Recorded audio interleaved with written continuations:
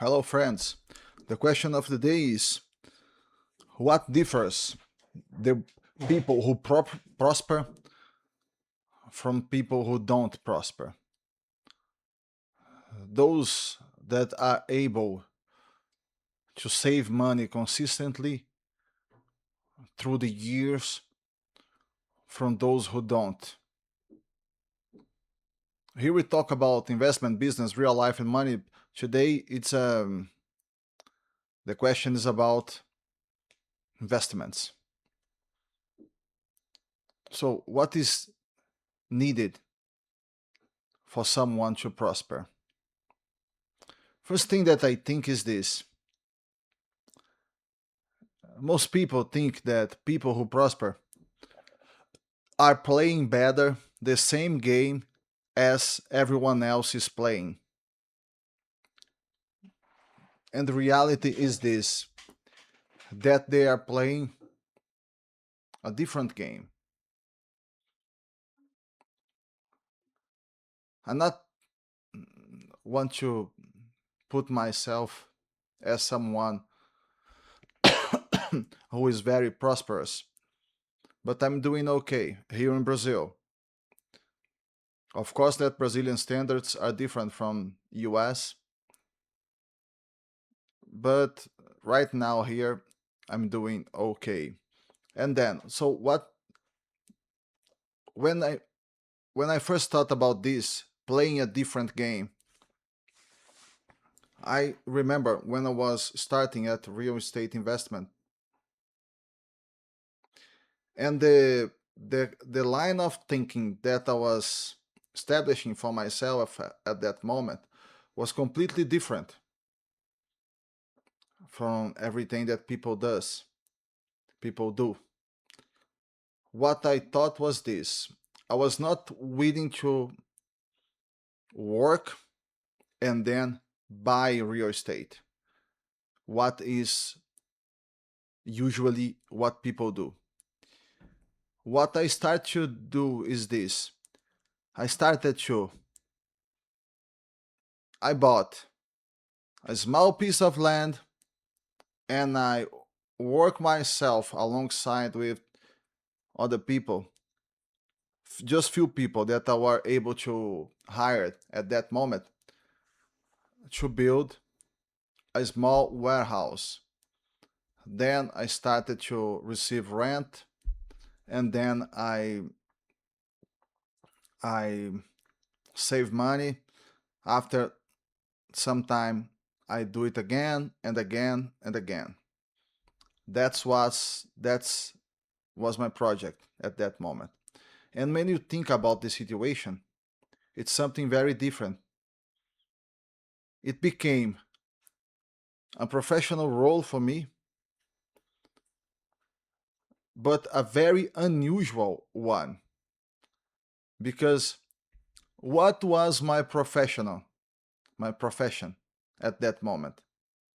Buying land and building on it, not to sell at the first moment. At some moments, I sold properties, but not at the beginning.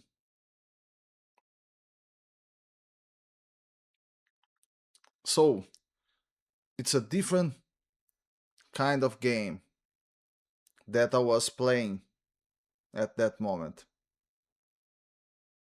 If you think, for example, in another situation, you have been able to endure a long stretch of time of discomfort. For example, because when I bought those pieces of land one by one, I bought one, 2 or 3 years later, another one, then 2 or 3 years later, another one, and built on them. The amount of time that I need to wait until receive what I was investing back to me was very long. Sometimes 2 years, 3 years, sometimes even more. The first piece of property that I bought and that I built on, I was able to rent it right away after I finished the construction. I finished the construction, then I rented. And I started to receive the rent and was very good. I was experiencing a different feeling for me at that moment. I was maybe 25, 26 years old, something like that. Then, sometime later, I bought another piece of land, start to building again, to build again. And at all during all that time, the cars that I was driving was very poor cars, very old cars. In Brazil, I remember Fiat cars, the Italian brand Fiat. I know that this brand is not very famous in United States, but here in Brazil is their main market. The main market of Fiat is here in Brazil. So I remember the some of the launches of the cars at during that period. I remember that the friends of mine were buying the cars, brand new cars, and I couldn't because I was investing at that moment. And you have to keep in mind that at that moment I was in my 20s. So, in my 20s, at that same moment where you want to impress the girls, you want to date, do everything, I wasn't able to do it the way that I would like, but I was fortunate enough to find a very nice girl who later I married, and she didn't care about cars. All right, so um, this was what happened. So I was able to endure a long time of discomfort. For example, uh, uh, not having a car, not having a car that I would like to have at that moment. So I separate a tree inside here. Let me just check it out. Yes, playing the different game and being able to to endure discomfort. Oh, the third thing is this. One of the main things that sets apart the one who prosper of the ones who don't is that you stay alert even when you are okay, when you are doing well. For example, right now I am in a moment where when I finish a construction 1 year ago, and I'm not able right now to start a new one because I do not have the money to buy the lots. Lots in my region here in Brazil, Minas Gerais, Brazil, are very expensive right now. So I can't buy a lot right now. And I am very concerned. My situation is comfortable. I can stay without working. Um, the money that I make every month, every month from rent are more than enough for me to save and do everything that I need to do and have a very comfortable life here.